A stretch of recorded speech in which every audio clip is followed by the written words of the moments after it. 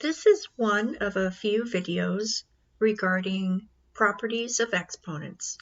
Before we begin multiplying polynomials, this will be a good review of things that we might encounter.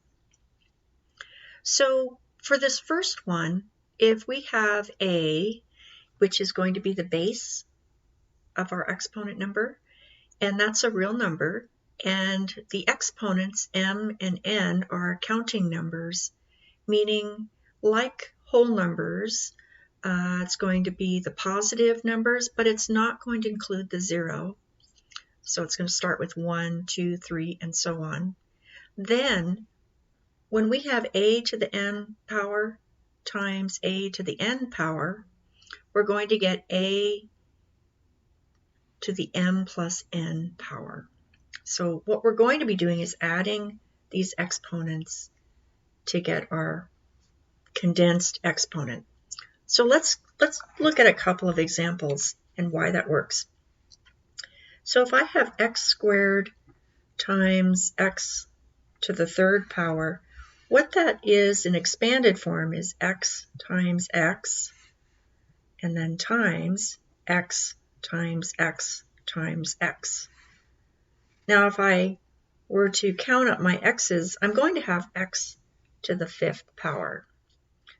So it works out if I write it as x squared and then plus the 3, which is that other exponent, that's going to give me x to the fifth power. If I have m to the fifth power times m, when I write that out, it's going to be m5 plus 1. Remember, even though there's not an exponent here, we can assume that is 1 because we have 1m. This will give us m to the sixth power.